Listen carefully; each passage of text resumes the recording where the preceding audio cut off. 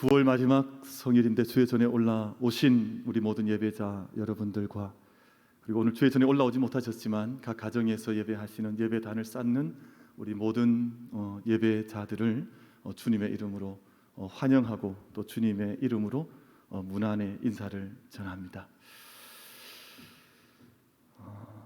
인생을 여행에 비유하는 사람들이 많이 있습니다. 인생을 한 여행과 같다. 여행을 크게 생각해 보면 비용이 별로 들지 않는 여행도 있고 또 어떤 여행은 비용을 많이 들여서 준비한 그런 여행도 있는 것을 저희가 알고 있습니다. 저는 만민교회 부임한 이래 저도 가까운 곳, 먼 곳으로 여행을 몇 차례, 수차례 한 경험이 있습니다만 제 마음속에 돈을 많이 들지 않고 비용을 많이 들지 않고 여행했던 여행 가운데 마음속에 깊게 남아있는 여행이 한 가지가 있습니다. 몇 해 전에 만미나 달빛 걷자라는 프로그램으로 저희가 앞산에 올랐던 적이 있습니다. 그때 앞산 어떤 주차장에 주차를 하고 어떤 절이 하나 있더군요. 절을 앞으로 해서 마지막 그 전망대까지 올라갔다가 그곳에서 함께 온 교우들이 모여서 기도했던 적이 있습니다. 제 마음속에는 그때 갔던 여행, 짧은 여행이라고 할 수도 있겠죠. 그때 시간들이 가끔씩 마음속에 문득 떠올라 기억될 때가 있습니다. 그때 함께 기도했던 자리, 또 대구 시내를 함께 그때 밤 전경 대구 시내를 바라보면서 함께 기도했던 시간들도 기억이 많이 나고 또 함께 그때 기도를 시작할 때쯤에 비가 많이 내려서 비를 정말 엄청나게 맞으면서 하산했던 급하게 산을 뛰어 내려오면서 데펴졌던 몸이 빗줄기에 맞아서 몸이 차가워지는, 몸이 식는 아주 행복한 기억도 제 몸속에 제 몸이 기억하고 있는 그런 짧은 여행으로 제 마음속에 기억이 되어져 있습니다. 사람들은 돈을 많이 들면 좋은 여행이 된다고 생각합니다. 그래서 작게는 수십만 원부터 해서 수백만 원 투자를 해서 비용을 지불하고 여행을 다녀오는 경우도 있는데 근데 이상하게 그렇게 많은 돈을 지불해도 그 여행이 그렇게 기억에 남는 여행이 되지 못할 때도 있고 그 많은 시간, 그 많은 돈을 들여서도 돌아오고 나면 별로 기억에도 남지 않고 별로 남는 것이 없는 그런 여행도 있는 것을 알고 있습니다. 반대로 제가 조금 전에 말씀드렸던 제 기억 속에 남아있는 앞산 우리 만미나 달빛 걷자 짧은 시간이었지만 대체 불가한 아마 제 평생의 기억 속에 그 시간이 남아있지 않을까 생각하는데 때때로 아마 그 산을 올라갔던 기억, 또 기도했던 기억, 또 비를 맞고 뛰어내려왔던 기억들이 아마 평생 잊혀지지 않는 대체 불가의 풍성한 기억으로 제 마음속에 남아있지 않을까 하는 그런 생각을 가져보게 됩니다. 미국 버몬트 대학의 로버트 고든 인류학과 교수가 쓴 인류학자처럼 여행하기라는 책에서 로버트 고든 교수가 4가지 여행자 분류법을 소개해주고 있습니다. 인류학자처럼 여행하기라고 하는 책인데요. 이 책 안에 보면 이 세상의 수많은 여행객들을 4가지 부류로 좀 이렇게 정해 놓아서 구분을 해서 설명을 해주고 있습니다. 4종류의 여행자들이 있는데 첫 번째 여행자는 조직화된 대중 여행객입니다. 많은 사람들이 조직을 꾸리고 많은 사람들이 함께 모여서 이곳저곳을 여행하는 사람들인데 이 사람들의 특징은 친숙한 것을 선호하고 고급 호텔에 묵고 정리된 장소만을 즐겨 다니는 여행객들입니다. 아마 우리 한국에서 외국에 나가는 수많은 여행객들이 대부분 이 여행객 안에 속하지 않을까 싶어요. 함께 깨끗한 곳만을 찾아가고 이미 잘 소문난 여행지를 찾아가고 함께 많은 사람들이 버스에 올라타서 함께 여행을 하는 아마 이 일본 여행객들은 대부분 우리 한국 여행객들에게서 많이 발견할 수 있지 않을까 하는 생각을 가져봅니다. 두 번째는 독자적인 대중 여행객이 있습니다. 이 사람들 역시 친숙한 것을 좋아하고 정해진 관광 코스를 다니긴 하지만 주로 특징은 저렴한 숙소에 머문다는 것입니다. 돈을 아끼기 위해서 저렴한 숙소에 머물고 또 개별적으로 집단적으로 다니는 걸 좋아하지 않고 개별적으로 혼자 이곳저곳을 좀 돌아보는 것을 좋아하는 두 번째 부류의 사람들이 있습니다. 좀 젊은 사람들 중에 또는 조금 호기심 많은 사람들은 함께 여행을 간다 할지라도 홀로 좀 떨어져 뭔가를 보기를 원하는 사람들은 아마 이 두 번째 부류의 여행객에 속하게 될 것입니다. 세 번째 부류는 탐험가 부류가 있습니다. 이 사람들은 친숙함과 참신함이라고 하는 두 성격을 동시에 가지고 있어서 일상적으로 익숙한 곳을 다니긴 하지만 더 새로운 것을 많이 보기를 원하는 사람들은 이 세 번째 부류에 속합니다. 그러나 아주 중요한 순간이 오면 이 참신함보다는 침수감 쪽으로 많이 기울어서 이미 익숙해져 있는 곳으로 돌아오기를 원하는 사람들은 아마 이 세 번째 부류에 속하게 될 것입니다. 로버트 고든 교수가 이야기하고 있는 마지막 여행자의 부류는 방랑자 스타일이 있습니다.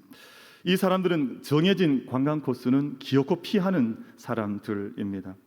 이 사람은 친숙한 것들을 만나려고 하는 사람들이 아니라 낯선 것을 만나려고 하는 사람들, 그리고 그곳에 살고 있는 현지인들을 만나서 가능한 한 한마디라도 더 섞어보기를 원하고, 또 자기의 눈높이를 벗어 던져버리고 그곳에 있는 사람들의 눈높이에서 그곳을 경험하기를 원하는 사람들은 방랑자 유형에 속하는 여행자들이라고 설명을 해주고 있습니다. 우리 만민교회 성도님들은 주로 여행을 다니실 때 어느 부류에 속하는지 모르겠습니다. 함께 큰 무리를 짓고 내게 익숙한 것만을 보기를 원하는 그런 여행을 하고 있는지, 아니면 때때로 나 혼자 다른 길로 좀 벗어나서라도 새로운 것들을 보고 그곳의 사람들을 만나기를 원하는 방랑자 스타일의 여행을 하고 계신지, 아마 이것을 우리의 짧은 여행에 비유해 볼 수 있겠습니다만 우리 삶 전체, 우리 믿음의 여정 전체, 우리 인생 전체에 한번 비유해 보아서 자기 자신을 돌아보아도 좋을 것이라 그렇게 생각이 들어집니다. 마지막 부분을 조금 더 되짚어 보고자 합니다. 방랑자 스타일의 여행 방식이 있습니다. 내 것을 고집하거나 내 것만을 내 눈을 통해서 보는 세상을 보려고 하는 것이 아니라 그곳에 있는 그 상황을 통해서 자기 자신을 보기를 원하는 그런 사람들입니다. 자신의 관점, 자신의 눈높이에 탈피하려고 하는 의지를 가지고 있습니다. 낯선 상대방은 어떤 생각을 하고 있을까, 그 사람들로부터 뭔가를 배우려고 하거나 그 사람들과 함께 진정으로 마음으로 영으로 만나서 함께 대화하려고 하는 의지를 가진 사람들이 바로 이 부류에 속하는 사람들이라고 소개해 주고 있습니다. 조금 어려운 표현을 좀 해보자면 제국주의적인 관점에서 좀 벗어나서 민족적인 감수성조차도 좀 탈피를 하고 자기가 입고 있었던 모든 껍질의 옷을 벗어 던지고 그곳에 있는 사람들의 옷을 입고 그 사람의 눈높이로 그 상대방을 만나고자 하는 의지를 가진 여행 방법이 바로 방랑자적인 여행 방법이라고 소개를 해주고 있습니다. 그러다 보니 전혀 새로운 방식으로 여행을 해야 될 때도 있고, 전혀 자기가 생각하지 못했던 삶의 모습으로 새로운 옷을 입어야 할 때도 있고, 때로는 창조적인 혁명의 순간으로 전혀 낯선 새로운 삶의 모습으로 초대되어질 때도 있습니다. 오늘 저희가 요한복음 4장 말씀을 함께 읽으셨습니다.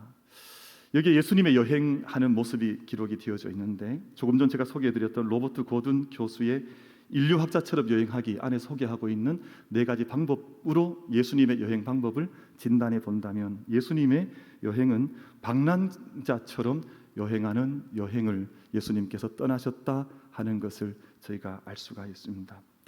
오늘 저희가 읽으셨던 요한복음 4장 3절과 4절 말씀을 보면 이렇게 말씀이 기록이 되어져 있습니다. 유대를 떠나서 다시 갈릴리로 가실새 사마리아로 통과하여야 하겠는지라 라는 말씀이 기록이 되어져 있는데, 예수님께서 유대를 떠나셔서 갈릴리로 가실 때 그 중간 지역이었던 사마리아라고 하는 지역을 예수님께서 통과하시게 되었습니다. 그리고 사마리아라고 하는 땅 안에서 수가라고 하는 이름을 가진 동네 속으로 이제 들어가시게 되었습니다. 대구로 치자면 대구 서구가 있는데 굳이 중리동을 거치지 않아도 괜찮지만 중리동으로 예수님께서 들어오셔서 그 성 안으로 함께 발걸음을 옮기셨다 하는 그런 뜻의 말씀이 기록이 되어져 있습니다. 근데 이것은 역사적으로 대단히 의미가 깊었던 것은 오늘 요한복음 4장 초반부의 말씀을 보면 그 옛날 야곱이 세겜의 아버지 하몰에게서 이 땅을 사서 특별히 요셉에게 기업으로 주었던 땅이기도 하거니와 이 땅은 야곱의 우물이 있던 곳이었다라고 이 성을 성경 본문은 오늘 우리들 가운데 그렇게 소개를 해주고 있습니다. 근데 당시에 살고 있던 사람들, 예수님 당시에 수많은 사람들에게는 이 땅을 여행하는 여행 수칙이 몇 가지가 있었습니다. 이런 여행 수칙이었습니다. 가능한 한 이 마을에 들어가지 않기, 이 마을을 부딪히면 안 된다는 것입니다. 이 마을이 앞에 있으면, 유대를 떠나 갈릴리로 갈 때 이 마을이 있으면 이 마을을 부딪히지 않고 돌아가는 것이 당시의 여행의 방법이었습니다. 특별히 이 땅의 사람들을 만날 때, 사마리아 사람들을 만나면 애써 외면하거나 절대 말 붙이지 않기, 이것이 여행에 내려졌던 수칙 가운데 한 가지였습니다. 특별히 여성들을 만날 때, 이 사마리아 수가성의 사마리아 사람들의 여성들을 만날 때는 절대 아는 척하거나 말을 붙이거나 대화를 하거나 함께 자리를 해서는 안 된다는 수칙이 당시에 일상적으로 통용이 보편적으로 되어 있었습니다. 근데 오늘 말씀을 보면 예수님께서 당시의 모든 보편적인 수칙을 깨뜨리시고 굳이 사마리아 성 가운데로 지나가시면서 수가라는 마을에 들어가셨다는 말씀이 오늘 본문 말씀 속에 기록이 되어져 있습니다. 그리고 오늘 말씀 속에 예수님께서 몇 가지 여행 규칙을 깨뜨리시는데요. 사마리아 지역으로 들어가셨습니다.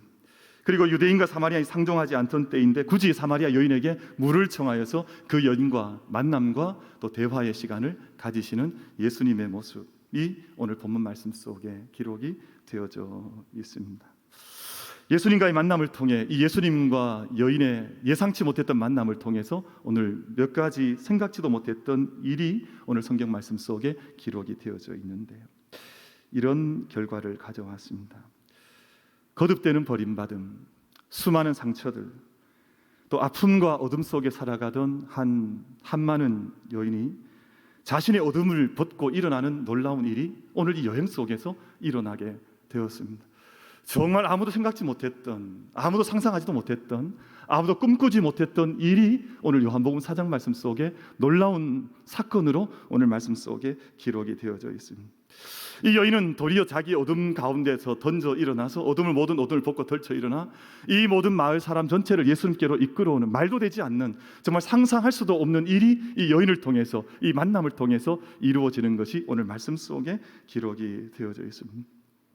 모든 마을 사람들이 예수님과 함께, 예수님께서 이 마을에 함께 머물기를 원했고 예수님께 자기의 삶을 의탁하는, 마을 전체가 예수님과 함께 머물기를 원하는, 정말 생각지도 못했던, 말도 되지 않는 일이 오늘 본문 말씀 속에 기록이 되어져 있는 것을 저희가 함께 요한복음 4장을 통해서 만나볼 수 있습니다. 정말 놀라운 역사가 일어났고 마을 전체가 예수님을 영접하는 축복의 만남이 오늘 본문 말씀 속에 기록이 되어져 있습니다. 이런 일들이 있다면 얼마나 좋을까 하는 소망과 함께 말씀을 함께 더 나눠보고 싶습니다. 유대인 철학자 마틴 부버라고 하는 유명한 신학자, 유대인 신학자이기도 하고 철학자인 아주 저명한 분이죠. 이분의 유명한 책 가운데 나와 너라고 하는 책이 있습니다. 뛰어난 저술로 평가를 받는 책인데 이 책의 주제는 한 가지입니다. 삶은 만남이라는 것입니다. 그리고 진정한 만남을 통해서 인간은 회복되어지고 진정한 만남을 통해서만 인간은 모든 어둠, 모든 상처, 모든 아픔을 떨쳐낼 수 있다고. 다른 길이 없어서 오직 인간은, 사람과 사람 사이에 살아가는 인간 존재는 만남이라고 하는 이 사건을 통해서 인간성이 회복되어지고 구원을 경험하고 생명을 누리는 것이라고 하는 것을 나와 너라고 하는 책에서 소개하여 말하고 있습니다. 마틴 부버는 인간이 살아가는 방법을 크게 두 가지로 설명을 해주고 있습니다. 두 가지 기본적인 관계 속에서 인간은 이 땅 가운데 살아가는데, 첫 번째 방법은 나와 그것의 관계입니다. 나는 있는데 상대는 늘 그것. 여러분, 그것이라고 하는 말은 물질을 의미할 때 이것은 생명이 없습니다. 이것은 어떤 관계를 맺을 수 없는 거예요. 그냥 나와 그것으로 존재하는 첫 번째 관계가 있다고 설명을 하고, 다른 하나는 나와 너. 어떤 책은 I and you라고 표현하지만 I and thou라고 표현해서 나와 당신의 관계를 사람들이 이 땅 가운데서 형성하면서 살아간다는 것입니다. 제가 첫 번째로 말씀드렸던 나와 그것의 관계는 사물적인 관계입니다. 대상을 언제나 비인격적인 관계로 두는 것입니다. 나는 있으나 상대방을 언제나 내가 이용해야만 하는 이용의 가치 또는 소유의 관계, 이해의 관계, 비인격적인 관계, 언제나 나를 위해서 끊임없이 이용될 수 있는 존재로 보는 것이 바로 나와 그것의 관계입니다. 근데 이렇게 상대를 보게 되면 어떤 빛도, 어떤 구원도, 어떤 생명도 그곳에 있을 수가 없습니다. 언제나 그것은 그것에 불과하지 나와 함께 관계 맺을 수 있는 사람이 아니라는 것입니다. 나와 함께 진정한 의미의 생명 세계를 살아갈 수 있는 파트너로 상대방을 보지 않는 세계관이, 관점이 바로 이것. 언제나 나는 나이고 상대방은 그것으로 나타난다는 것입니다. 두 번째 관계가 나와 당신의 관계가 있습니다. 나와 너의 관계인데 이 관계가 인격적인 세계요, 만남의 세계요, 자신의 전 존재를 기울여서 함께 대화할 수 있는 대화의 존재로 상대방을 인식하여서 함께 다가가는 것입니다. 그래서 마틴 부버는 나와 너의 관계가 되는 것을 만남이라고 했습니다. 진정한 만남이라고 하는 것은, 만남이 인카운터라 그러죠. 함께 인카운터인, 이 만남이 이루어질 때 언제나 내가 있고 상대방 당신이 있을 때 이 만남의 관계가 이루어지고 인격적인 관계가 이루어지는 것이지, 만약 내가 있는데 그것이 상대방이 있으로, 그것으로 다가온다면 이 안에서 어떤 만남도 이루어질 수, 생명의 만남은 절대 불가능하다고 하는 것을 이 책을 통해서 이야기해주고 있습니다.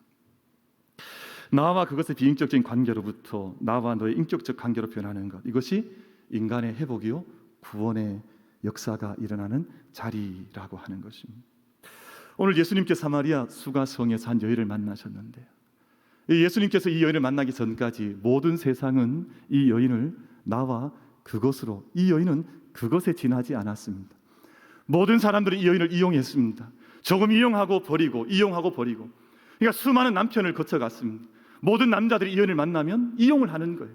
이용하고 다 모든 것들이 다 내가 다 이용 가치가 떨어지고 나면 이 여인을 버리게 되고, 늘 이 여인은 그것에 지나지 않았습니다. 어떤 사람도 이 세상도 이 여인을 인격적으로 대하지 않았습니다. 같은 마을에 살고 있었지만 이 마을 수가성은 이 여인을 여인 인생으로 본 것이 아니라 생명으로 만난 것이 아니라 언제나 그것으로, 그냥 이용 가치가 떨어지면 언제나 버려버릴 수 있는 사람으로 여겨버렸었기 때문에 이 여인은 어떤 사람도 만날 수 없이, 아무런 사람도 만날 수 없는 한낮 뜨거운 시간에 물을 기르러 이 우물가에 나왔다가 예수님을 만났. 오늘 이 말씀이 성경 말씀 속에 소개가 되어져 있습니다. 오늘 이 말씀 속에서 예수님께서 그 여인을, 아무도 이 여인을 당신으로 만나주지 않을 때 예수님께서 이 우물가에 찾아오셔서 이 우물가를 굳이 찾아 여행하시면서 그 여인을 나와 당신의 관계로, 나와 너의 관계로 이 여인을 만나 주셨습니다. 이것이 오늘 본문에 나오는 말씀의 가장 중요한 주제라고 하겠습니다. 그럼 세상이 요즘 모든 것들을 그것으로 대하고 있습니다. 모든 것을 나와 당신의 관계로 대하는 것이 아니라 하나님은 이 세상을 창조하시고 또 이 세상을 모든 인생들에게 맡기실 때에 모든 생명을 생명 가치로 만나면서 나와 당신의 관계로, 그것이 물이라 할지라도 산이라 할지라도 자연이라 할지라도, 사람은 말할 것도 없고요, 심지어 하나님조차도 나와 너로 만나기를 하나님 원하셨는데, 이 세상에 모든 죄가 들어온 이후에, 이 세상에 인간이 죄로 물든 이후에 인간은 모든 것을 나와 그것의 관계로 치환, 바꾸어버리고 말았습니다. 모든 것이 그것으로 보이고 모든 것이 돈으로 보이고, 여러분 자연도 모든 것이 돈이 되고 말았습니다. 이제는 욕심의 눈을 통해서, 죄의 관점을 통해서 모든 것을 바라보니까 모든 것이 다 돈이라고 하는 것으로 결과되어지고 모든 것이 그것이 되고 말았습니다. 땅이 우리가 살아가야 할 생명의 터전이 된 것이 아니라 이것이 투기의 대상이 되어서, 요즘 그런 이야기를 하더라고요. 화천대유 하셨습니까? 무슨 말일까요? 이제는 모든 땅이 이제는 모든 물질로 그것으로 바뀌어져지 생명을 주는, 생명을 잉태하는 하나님의 생명 세계로 인식하는 나와 그것이라고 하는 관계는, 영적인 관계는 다 상실해 버리고 말았습니다. 그러니 자연세계가 탄식을 하고 고통을 겪고 있는 비정상적인 상태가 되어지고 말았습니다. 사람들도 이제 욕망의 대상이 되고 말았습니다. 사람을 나와 당신의 관계로 당신을 보는 것이 아니라 모든 것이 이용의 가치 대상이 되고 만 것입니다. 제가 참 가슴 아프게 남아있는 기억이 있습니다. 제가 오래전에 어떤 교회에 처음 발을 딛고 어떤 교회를 만났던 적이 있는데, 그때 처음 만났던 말씀이 그래요. 목사님, 우리 교회에서 우리 교회를 한 1,000명 정도만 부흥시켜 주시고 이 교회를 떠나가 주십시오. 그런 얘기를 수년 전에 들었던 적이 있습니다. 근데 그게 참 마음으로 가슴 아프게 남아 있습니다. 목사는 세상에 교회를 부흥시키는 도구가 되어 있고, 목회자가 교인들을 볼 때는 우리 교회를 부흥케 하는 이게 수단이 되어져 있는 거지. 헌금 많이 하는 사람들, 교회를 부흥시키는 사람들, 이렇게 도구가 되어 있지. 이게 정말 하나님의 생명세계를 살아가는 함께 한 형제 자매, 한 공동체는 함께 누리고 있지를 못하는 세계가 되어버리고 말았습니다.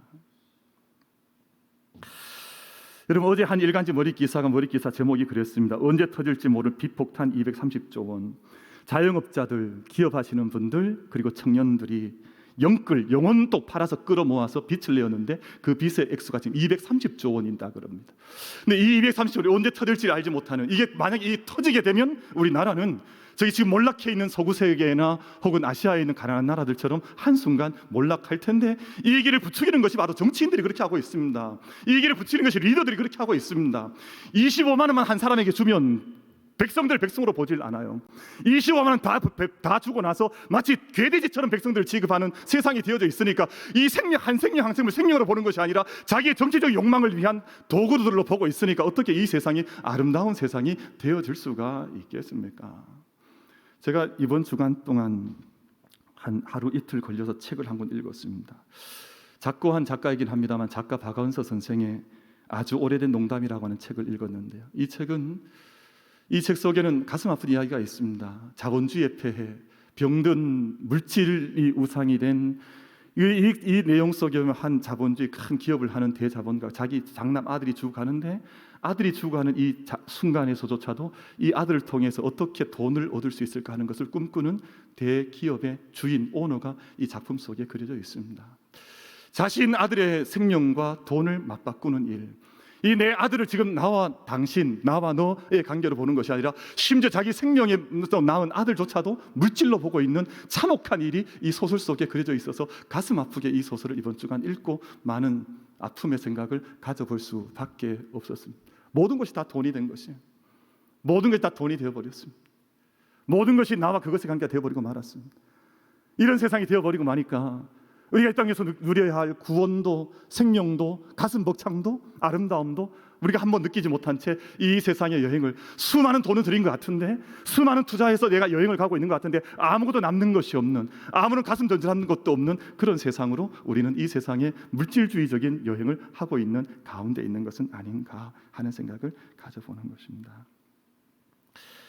젊은이들 사이에 또 미국에서 여러분 그 유행하고 있는 유명한 드라마 가운데 오징어 게임이라고 하는 게임이 사람들에게 아주 깊게 소개가 되고 있습니다.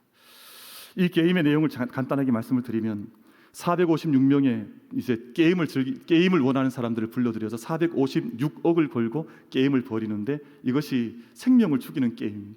마지막 456억을 얻기 위해서라면 자기의 생명을 아끼지 않고 남을 죽여서라도 이 게임에 참여하고자 하는 게임을 초대하는 그 과정이 그려진 작품이 오징어 게임이라고 하는 게임. 근데 이 게임에 편승을 해서 한 대선에 나오겠다고 하는 한 후보자가 자기의 이름을 따서 허경영 게임이라고 하는 게임을 인터넷상에 소개하고 있습니다. 이 게임의 내용이 그렇습니다. 이 일은 국민혁명당 명예대표라고 하는 분이 내놓은 자기의 페이스북을 통해서 소개하고 있는 게임인데 게임 내용이 그렇습니다. 목숨 걸고 힘들게 게임하지 말라는 것입니다. 목숨 걸고 힘겹게 게임하지 말고 나를 대통령으로 뽑아주면 내가 이 나라를 바꾸겠다는 것입니다. 내용이 대단히 재미있습니다. 저도 이 내용 읽고 한번 혹했습니다. 야, 이러면 정말 좋겠다. 어마어마한 약속이 이 게임 안에 들어가 있으니까요. 근데 이 게임이 그렇습니다. 만약 자기가 50% 이상의 지지율을 얻어서 대통령이 된다면 모든 국회의원들을 정신교육대 입소시키겠다는 것입니다. 모든 국회의원들 다 정신교육대 입소를 시키고 그리고 18세 이상 모든 성인들에게는 1억을 주겠다는 1억을 줄 뿐만 아니라 매달 150만 원씩 지급을 하겠다는 것입니다. 야, 이러면 정말 좋겠습니다. 이런 대통령이 나오면 얼마나 좋겠어요. 그리고 결혼을 하면 1억을 주고 주택 자금으로 2억을 주고 그리고 출산을 하면 5천만 원을 준다고 합니다. 저도 빨리 집에 가봐야 되겠습니다. 어마어마한 일을 준다는 거예요. 이런 세상이 벌어진다는 거예요. 그리고 독신자들에게는 연애를 하면 매달 20만 원씩 연애 자금을 준다는 것입니다. 여러분, 세상이 이렇게 되어져 있습니다. 한 나라를 이끌어가겠다고 하는 사람들도 근데 이 사람이 하는 얘기가 있습니다. 내가 10년 전 이 이야기할 때 아무도 듣지 않다니 지금 모든 대통령 후보자들은 다 이 이야기를 한다는 거예요. 동일하게 얘기를 하면서 국가를 나라를 25만 원 주고 나면 백성들 자기 마음대로 이끌어가도 되는 그런 나라로 이 나라가 만들어가고 있다는 것입니다. 그러니까 사람을 백성들을 나와 당신의 관계로 보는 것이 아니라 나와 그것의 관계로 봐서 내가 얼마든지 조작하고 얼마든지 끌어당겨도 아무 문제 일어나지 않는 물질의 관계로 이 백성들을 보고 있다는 것입니다. 다음 세대가 영끌을 해서 자기 인생이 망쳐져도 어른 세대는 책임지지 않습니다. 학생들이 자기 인생을 꿈꾸는 것이 아니라 주식 투자하고 집을 사고 자기 영혼을 끌어다가 물질을 투자하고 해도 세상이 아무도 가슴 아파하거나 기도하지 않습니다. 오히려 어른들 그렇게 편성을 해서 함께 그런 세상을 함께 만들어 나가고 있는 것이 지금 이 세상의 형편이 되어져 있습니다. 여러분, 이것이 모든 하나님께서 이 세상을 창조하실 때 나와 너로 만나자 하신 이 모든 세상을 나와 그것으로 바꿔버린 죄성 가득한 이 세상의 모습이 아니겠습니까? 지극히 자기중심적이 되고 또 상대방의 목을 조이고 어떤 삶의 기쁨이나 가슴 떨림도 없는 그런 만남 속에서 가정도 그렇습니다. 심지어는 교회조차도 그런 경우들이 많습니다. 내 목적, 내 방향에서 나와 상대를 만나려고 하는 것이 아니라 자기의 눈높이에서 그저 자기 방법대로 자기의 뜻대로 되지 않으면 모든 것을 깨뜨려버려도 아무런 무책임한 그것 자체가 아무런 문제가 되지 않는 세상을 우리가 함께 이 정말 죄가 충만한 세상을 우리가 함께 살아가고 있습니다. 죄에 물들면 현상이 있다 그러죠. 가슴은 떨리지 않고 치가 떨린다 그래요. 사람을 만나면 늘 치가 떨려요. 우리가 지금 그런 세상을 살고 있습니다. 정부를 믿을 수가 없고 공무원도 믿을 수가 없고 정말 사람을 만나면 행복한 것이 아니라 치가 떨리는 그런 세상을 함께 살아가고 있습니다. 당신이 만난 걸 기적이라고 하다가 이제는 기자는 빼버리고 적이 되어버리고 말았습니다. 모든 것들이 적이 되어버리고 모든 것들이 도구화되어지고 수단화되어져서 내가 이 이용 가치가 떨어지가 언제나 버릴 수 있는 그런 세상을 사람들이 살아가고 있습니다. 말씀을 맺고 싶습니다. 오늘 그런 세상 한복판에 예수님께서 찾아오셔서 모든 사람들이 한 여인을 벌레 취급하고 이 여인을 만나지 않고 여인을 피하고 만나면 정죄하고 돌을 던지던 그 여인 가운데로 예수님께서 걸어가 주셨습니다. 그 여인을 만나 주시고 그 여인의 삶을 바라봐 주시고 그 여인의 삶 가운데 있는 어둠과 아픔과 상처가 무엇인지 예수님께서 아시고 그 여인과 함께 대화하시고 오늘 이 말씀을 건네주시면서 만남의 축복을 오늘 예수님께서 허락해 주시고 있습니다. 이것이 그리스도인들이 믿음 안에서 걸어가야 할 믿음의 세계가 아니겠습니까? 이사야 11장 말씀을 보면 아름다운 하나님 나라의 정경이 나오는데요, 이 말씀은 참 말도 되지 않는 말씀이 나타나고 있습니다. 이사야 11장에 사자와 어린 양이 함께 장난을 칩니다. 사자와 양은 서로 먹고 먹히는 관계이지 절대 친구가 될 수 없는 관계인데, 근데 이 안에 사자와 양이 함께 뛰며 함께 장난치는 모습이 이사야 11장 말씀 속에 그림 언어처럼 기록이 되어져 있습니다. 어린아이가 독사굴에 손을 넣고 독사와 함께 노는, 독사는 버려야 할, 밟아야 할, 목을 쳐야 할, 아무 일이 없어 돌을 던져야 할 대상인데 어린아이와 독사가 함께 손을 놓고 장난치는 모습이 말씀 속에 기록이 되어져 있습니다. 이것이 인간과 자연과의 회복을 말씀하고 있고, 이 땅에 믿음의 사람 하나님 백성들이 살아가야 할 모습이 어떠해야 하는지를 하나님께서 선지사를 통해서 우리 가운데 가르쳐 주신 모습, 나와 너의 관계를 성경에서 이렇게 말씀하여 들려주시고 있습니다.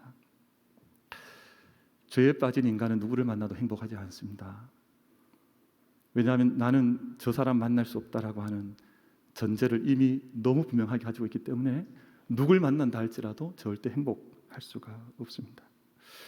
이용 가치가 떨어진 문제라도 만나지 않아도 아무 문제가 되지 않는, 근데 심지어는 우리가 하나님을 만날 때도 그렇게 만나고 있습니다. 하나님을 아라비안 나이트에 나오는 요술램프의 거인처럼 생각을 해요. 내가 필요하면 문지르는 거죠. 하나님 거인이 나타나면 내가 원하는 것을 다 이야기하는데, 만약 내가 원하는 걸 들어주지 않으면 언제라도 이것은 그것으로, 하나님조차도 그것으로 변하고 마는 그런 세계를 우리는 살고 있습니다. 여러분, 누가 그렇지 않던가요? 자식도 내 마음대로 되지 않으면 그것처럼 치분해서 자식과의 관계를 끊어버리고, 부모님도 더 이상 나에게 물질을 줄 수 없는 부모가 되어지고 나면 부모도 그것이 되어버리고, 여러분, 모든 삶의 자리에 이런 일들이 죄성 속에서 얼마나 빈번하게 우리 삶의 주변에서 일어나고 있는지 모릅니다. 그런데 오늘 예수님께서 사마리아 수가성 여인을 찾아가셔서 만나주시고 그곳에 축복이 임하게 하셨습니다. 사랑하는 성도 여러분, 하나님께서 우리를 정말 축복하기 원하실 때 하시는 한 가지 일이 있습니다. 그것은 사람을 보내주시는 것입니다. 사람을 보내주시는데 그 사람을 알아보지 못하고 그 사람에 대해 눈을 닫아버리고 그 사람과 함께 여행할 생각을, 기대를 저버린다면 우린 절대 축복을 얻을 수가 없습니다. 그래서 저희가 우리 가운데 허락하신 만남의 축복을 통해서 모든 만남이 축복이 되도록, 저는 오늘 주일을 맞이하면서 이것이 저의 기도의 제목이요, 말씀의 주제입니다. 모든 만남이 축복이 되도록 우리가 예수님처럼 사마리아 수가성 속에 들어간다 할지라도 그곳에서도 만남이 축복이 되는 이 놀라운 은총의 세계를 살아가도록, 자연을 통해서도 우리가 사람을 통해서도 하나님에 대한 것은 말할 것도 없고요, 우리가 모든 것 속에서도 하나님을 예배하고 기뻐하고 생명을 얻을 수 있는 그 사건이 나타날 수 있도록. 여러분, 그래서 오늘 저희가 읽으셨던 말씀 속에 뭐라고 말씀하고 있습니까? 23절 말씀 속에 아버지께 참되게 예배하는 자들은 영과 진리로 예배할 때가 오나니 곧 이때라. 아버지께서는 자기 이렇게 예배하는 자들을 찾으시니라. 하나님은 영이시니 예배하는 자가 영과 진리로 예배할지니라. 여러분, 여기에 대한 시간도 구애받음이 없습니다. 장소도 구애받음이 없습니다. 이게 유대 땅이든 예루살렘 성이든 사마리아 성이든 수가성이든 관계가 없습니다. 네가 어디에 있느냐가 중요한 것이 아니라 어떤 마음으로 나와 당신의 관계를 그곳 가운데 만들어 나가느냐가 중요하지, 그 가운데서 나와 그것으로 만나려고 하면 아무런 감동도, 아무런 기쁨도, 아무런 구원도, 아무런 생명도 그곳 가운데서 경험하지 못할 것입니다. 오늘 저희는 형편상 함께 주의 전에 올라온 소수의 식구들과 각 가정에서 예배하시는 우리 성도님들이 함께 비대면으로 예배를 드리고 있습니다. 예배의 첫은 너무나 중요하죠. 저희가 만민재단이라고 하는 성전에 올라와 예배하는 거 중요하지만 때때로 인간의 어떤 상황들 속에서 함께 모이지 못할 때도 있습니다. 그러나 오늘 저희가 함께 예배하는 이 자리든 혹은 가정이든 모든 자리가 예루살렘이든 사마리아든 관계없이 하나님께서 만나신다고 하는 이 말씀 속에서 함께 성도가 성도를 만나고, 성도가 또 교회 공동체를 만나고, 무엇보다 성도들이 하나님을 만나서 그 자리가 모든 생명의 터전으로, 예배의 터전으로 바뀌어가는 놀라운 은혜가 우리 모두에게 임하게 되기를, 우리의 기본적인 영적인 가치관이 나와 그것이 아니라 나와 당신, 나와 너라고 하는 놀라운 영적 관계 속에 들어가서 모든 상황 속에서 하나님의 생명의 세계, 구원의 세계를 함께 걸어갈 수 있는 우리 모든 예배자들 다 되어주시기를 주님의 이름으로 축복합니다.